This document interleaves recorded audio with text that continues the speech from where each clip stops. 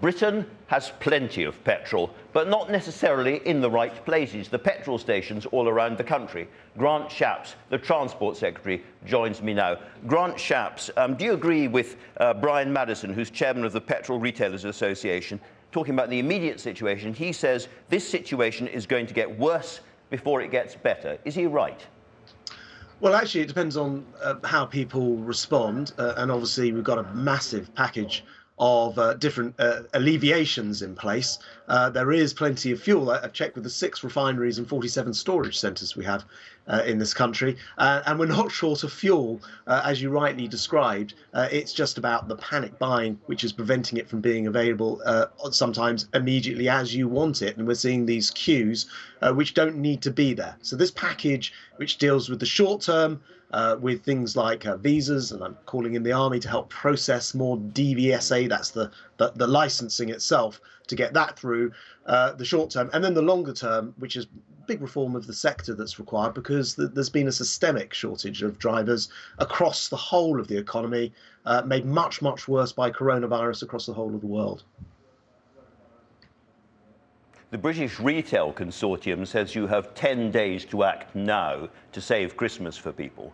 You've talked about the long term. These overseas drivers aren't going to come in until October. It takes time to train more drivers. It takes time to persuade drivers to leave retirement and come back. Are you going to have to bring in army drivers in the short term?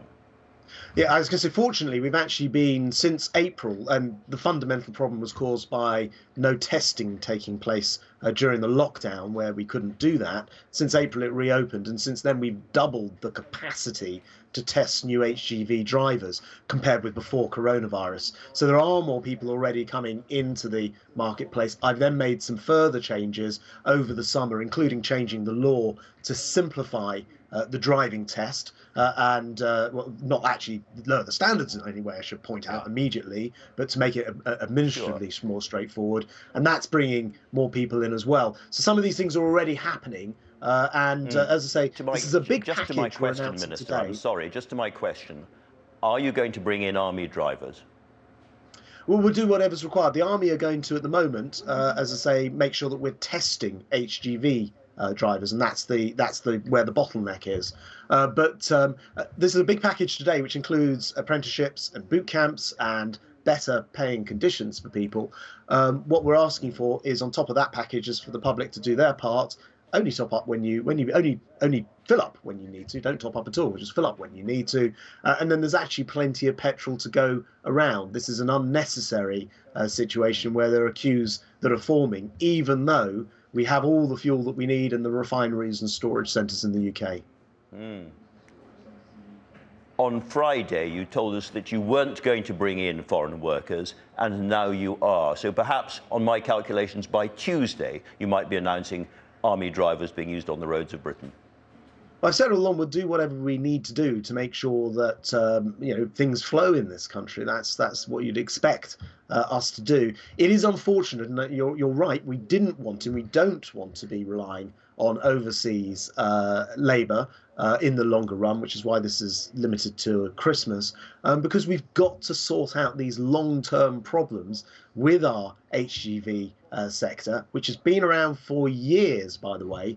I'm afraid the thing which has sparked this particular it's a rush on the petrol stations is some fairly irresponsible briefing from one of the road haulage associations, which seems to have got this going. As I say, there is. Sorry, plenty you're of blaming fuel the road haulage association.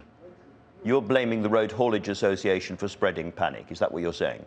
Well, I see in the newspapers this morning that they briefed out from a meeting that they attended. One of the features of the situation we're in is there's been a shortage for a very long time. So this is nothing new. But as soon as you say to people, there's a shortage, people tend to react, and it's not required. There's plenty of petrol in the country, as I say. If we all go back to buying petrol as we would normally buy petrol, this big package is going to do some things in the short term. And as you point out, Okay. I'm doing some things that we wouldn't necessarily have wanted to do because we believe in fixing this market for the long term so that the drivers are paid better. And we welcome that. We think it's a good idea for drivers to be paid more and the conditions are better. Let me ask you about the foreign drivers you're bringing in. You're saying 5,000 visas for drivers, but conditions for HGV drivers on the continent are better than they are here, and you're only offering them about 11 or 12 weeks' work before they have to go back again. Are you sure you're going to get enough of them coming over? Yes, the key thing about this is if you look at, for example, with the distribution to petrol stations, the shortage of drivers is a much smaller number, 100, 200, 300 drivers. So we're not talking about the 5,000 for that. That's also for the food sector as well. So as I say, there isn't a dramatic shortage in drivers. In fact, it's been like this for a long time.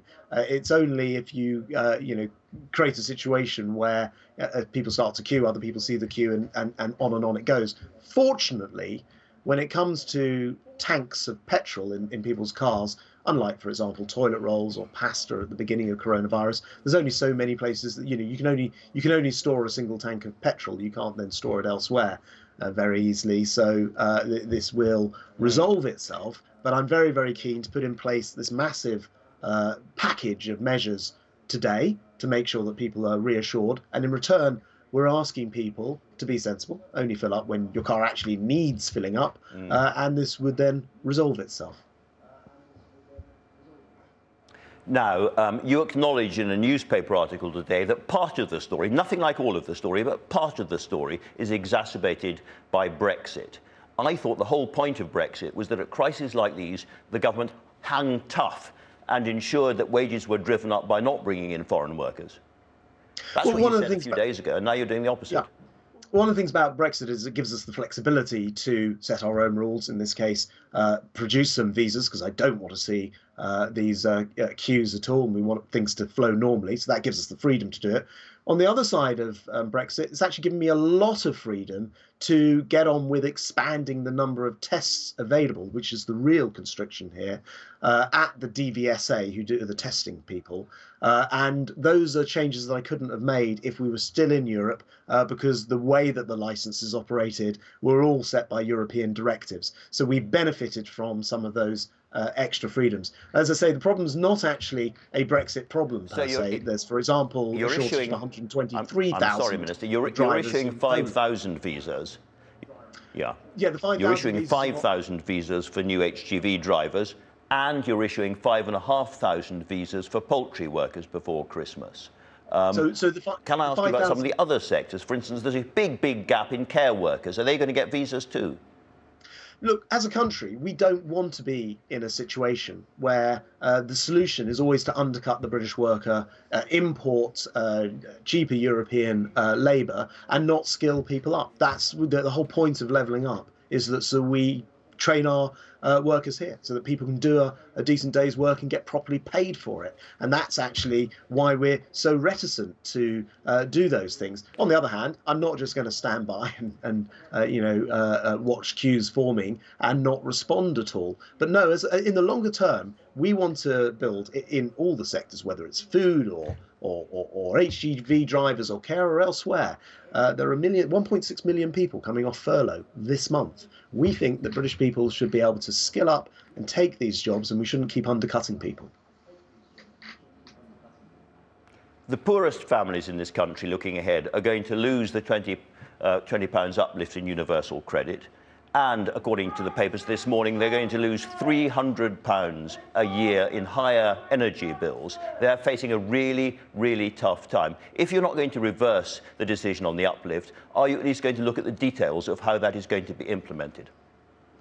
I heard you actually before I came on talking about the universal credit uplift, and as you pointed out, it was a temporary measure to help people through coronavirus whilst people weren't able to work, for example. The furlough and that support's coming to an end, but there's plenty of other support which is staying in place. For example, local housing allowance worth over £600, which was brought in for coronavirus, is staying in place. Another very good example would be the £4,000 that people on the lowest salaries now get. I'm sorry, from the you national know that living lots of the wage. poorest families, yeah, you know that lots of the poorest families in this country are going to have a very, very tough time this Christmas. And you know that a lot of your colleagues on the Tory backbenches are really worried about this. So I ask you again specifically, as a government, are you going to look at how this universal credit change is being implemented or not? What we'll do is look at how the whole package of measures, everything that we do, reacts. So you mentioned about some costs that are going up, and that's undoubtedly true. Fortunately, I can also report that salaries are going up faster than that. And I think we've seen a 4.2% increase in salaries this year. We've got more people in work than even before the pandemic, and there are a million job vacancies for the first time. Yeah, a lot of people on universal credit are working, so those things are not unconnected. That's absolutely right, but they're going to face some very, very high bills this winter, and a lot of people are very worried about that. And as a government, you could make a shift in the policy to help them, and you could say so now, but you're not. Well, look, I'm not the Chancellor. He will have the whole package in his mind. What I am saying, though, is temporary assistance was brought in. £407 billion of assistance has been brought in for families, for individuals, for businesses. I think most people recognise if it's brought in for the pandemic, it's going to end as we move back to people going back to work in more normal times. We can't keep all of those things in place. Otherwise, as again, I heard you point out, you'd have to put several pennies on income tax to pay for what is a £6 billion policy to run. So governments have to make these choices. You're right. I'm not sure about several pennies. It would be several pennies. I can confirm. You've got all these measures. You've got these measures coming in. I'm so sorry. You've got these measures coming in, which will start to take effect in October and November. At Christmas, are we going to look back and think this was the moment that the government didn't act fast enough? No, look, I think the government has, for example, with the HGV crisis, been working on this all the way through the spring and the summer, to the point where we've consulted and actually changed the laws in order to make sure that we're getting more people tested and into the sector. As I say, I think it's really important that now that package is in place with the additions that I've announced today, that people take up the opportunities of coming into the sector. I'm writing to 1 million people who have HGV licenses to ask those who are not driving at the moment to come back in, for example. And the public then also says, actually, I'm going to be sensible about this. My car's not empty, or coming closer to empty. There's no need to join one of those queues. Let everyone else go and join the queues. You can drive past because we've got plenty of petrol in this country, and we don't need to have a scare over it, because it will right itself.